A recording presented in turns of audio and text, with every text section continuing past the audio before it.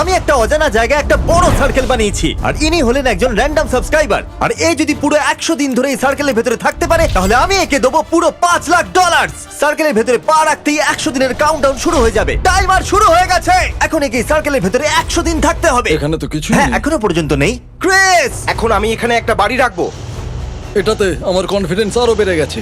আপনারা জানতেন একটা বাড়িকে ক্রেন দিয়ে ওঠানো যেতে পারে? আমার এটার একদম এক্সপিরিয়েন্স নেই। এটাকে কিভাবে নিচে রাখে? Oops! ওই সিঁড়িটা সাবধানে। তুমি জানো অ্যাকচুয়ালি আর এই বাড়ির ভেতরে খাবার আছে, জামা কাপড় আছে, আর 100 দিন বেঁচে থাকার জন্য সমস্ত প্রয়োজনীয় জিনিস আছে। এটা Oh, no! এর থেকেও খারাপ হতে পারতো। ও মাই, হয়ে পড়ছে। গুড লাক, $5,00,000 তোমার জন্য অপেক্ষা করছে। 3 লাখ ক্যালোরি আর 100 দিন। একটা প্ল্যান আছে, খাবারকে অর্গানাইজ করি, কাপড়গুলো দেখে নি, আর মাথাকে বিজি রাখার একটা রাস্তা খুঁজি। যদি আমি সার্কেলের বাইরে যাই তাহলে সারা জীবন পস্তাতে হবে। একদিন হয়ে গেছে, 99 দিন বাকি আছে। চলো কাজ শুরু করি, ঠিক আছে? স্ট্র্যাটেজি নাম্বার 1, এখানে কি কি আছে আর কতটা আছে আর সেটা কিভাবে অর্গানাইজ করবো সেটা ভাবি। পরের 100 দিনের জন্য তুমি এতটাই খাবার পাবে। যদি 50 দিনে শেষ করে ফেলো তাহলে খেলা শেষ। প্রথম আমার এই খাবারটা বেশি মনে হচ্ছিল। শন, হ্যালো, আমরা কয়েক ডজন ক্যামেরা দিয়ে 24 ঘন্টার প্রত্যেকটা গতিবিধি নজরে রাখছি। যদি ও এই রেড লাইনটাকে ক্রস করে তাহলে আমরা জানতে পেরে যাব। কি মনে হচ্ছে এই চ্যালেঞ্জের সবথেকে হার্ড পার্ট কোনটা হবে? এখানে একা একা থাকা, কোনো চ্যালেঞ্জ না হওয়া, এতদিন সার্কেলের মধ্যে থাকা, ও এখন হ্যাঁ, আমাদের সেটাই সাথে তো কথা দেখছি। বলছি, কিন্তু আমরা বাড়ি চলে আর এসেছি। নিজের সঙ্গে কথা বলা। শোনো শন, হয়তো ওরা বেরিয়ে গেছে। আমি ওকে ঘেন্না করি, যেহেতু ক্রিস খুব ভালোভাবে বাড়িটাকে নামিয়েছিল তাই জলটা এখান থেকে যাচ্ছে না। দারুণ ক্রিস, এবার পুরো 100 দিন আমাকে এটা সহ্য করতে হবে। ওয়েদার খুব ভালো, তাই বাইরে কাটানোর জন্য এটা খুব ভালো। আর কিছু সবজি চাষ করা যাক।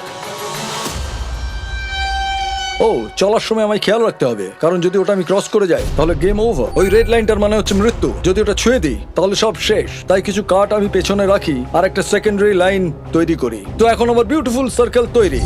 শন, চলে এসো। কেমন চলছে বলো? দারুণ। আরে 1 মিনিট, এটা কি একটা চিড়িও? 100 দিনের জন্য তোমার কাছে এইটুকুই খাবার আছে কিন্তু, আর তুমি একটা চিড়িও ওয়েস্ট করছো। ঠিক আছে, দারুণ। এটা খুব দারুণ খেতে।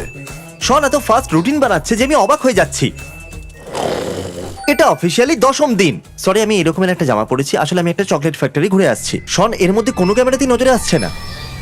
শন, তুমি কি বাথরুমে আছো? হ্যাঁ, কি?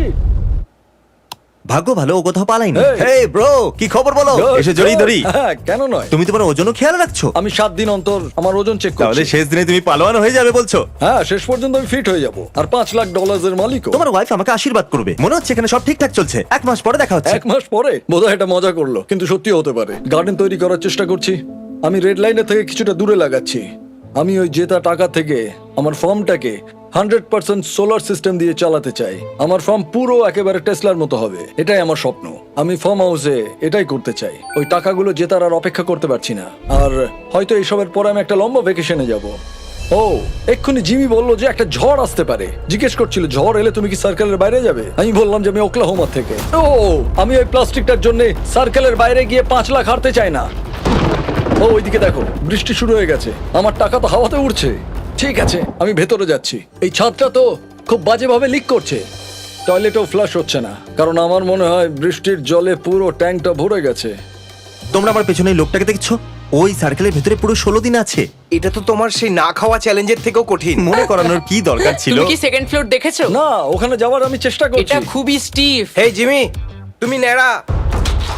আমি এসব থেকে দূরে থাকবো, কারণ আমি যদি ভেতরে থাকি তাহলে ওরা একে অপরকে বিরক্ত করবে, আমাকে নয়। যেহেতু বয়েজরা বিরক্ত করছে তাই ওদেরকে এখানেই ছেড়ে দিচ্ছি। ও, আমি এখানে তখনই সিঁড়ি লাগাবো যখন তুমি ক্ষমা চাইবে। চলো ক্ষমা চাও। আমরা বাইরে যেতে চাই। আমরা বাইরে বেরোনোর জন্য তৈরি। প্রথমে ক্ষমা চাও। আই এম সরি, তুমি ন্যাড়া। সরি, তোমাকে আমি ন্যাড়া বললাম। এটা কি খুব মুশকিল ছিল? হ্যাঁ, খুব। ছেলেরা কালকে আমার পুরো বাড়িটাকে নষ্ট করে দিয়েছে। আমার ইয়ার্ডটা পুরো একেবারে কাঁচে ভর্তি। আমার আর ভালো লাগছে না। আমি ভয় পাচ্ছি যে এই চ্যালেঞ্জটা শনের মাথায় যেন চাপ না ফেলে। আবার কি আমার বাড়িতে ঢুকে তছনছ করবে? না, আমার মনে হয় না। এই জায়গাটায় লাগাটা ঠিক হলো না। কি খবর চ্যান্ডেলার? আমার ভয় লাগছে। হ্যাঁ, আমিও পাচ্ছি। আমরা এই দোলনাটা 2 ঘন্টায় লাগিয়েছি। আমাকে নিচে নামাও। শনি, তোমার 25 দিন কমপ্লিট হওয়ার খুশি উদযাপন করতে আমরা এখানে একটা মেলা লাগিয়েছি, যাতে তুমি মজা করতে পারো। কি দারুণ! সোজা নেটের মধ্যে যাবে। ও, ওরে বাবা! ওহো, আরে প্রথমবারেতেই কি দারুণ! এই খেলাটা আমার একদম পছন্দ হয়। ও মাই গড, আমার উচ্চতায় ভয় লাগে। 25 দিন কেটে গেছে, তোমার কি মনে হয় তুমি 100 দিন থাকতে পারবে? তাতে কোনো সন্দেহ নেই। এই কম্পিটিশন একটা বড় বলিদান। আমি আমার বাচ্চাদের সঙ্গে সময় কাটাতে চাই। তাড়াতাড়ি ওরা বড় হয়ে যাবে আর চলেও যাবে, এটা খুবই কষ্টের। আমি আমার কাপড়গুলোকে অর্গানাইজ করছিলাম, আর সেটা করার সময় আমি একটা নোটস পেলাম। এটা আমার মেয়ে আমাকে পাঠিয়েছে, সব থেকে ছোট যেটা। আমার একটা বউ আর 4টে বাচ্চা। আমি গত 18 বছরে এত একা কখনো ফিল করিনি। খাবার বাঁচানো, সার্ভাইভ করা, এটা খুবই মুশকিল। কিন্তু যেটা আমাকে সার্কেলের বাইরে নিয়ে যাবে সেটা হচ্ছে একাকিত্ব। আপাতত আমি ভাবতে চাই না।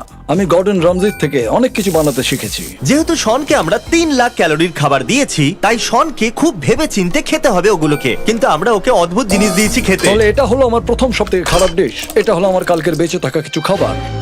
এটা জঘন্য।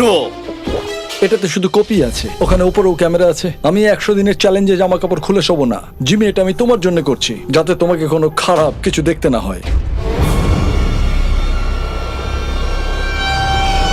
সকালে আমাকে বললো, এই শন, তোমার বিছানা একটা মাকড়সা।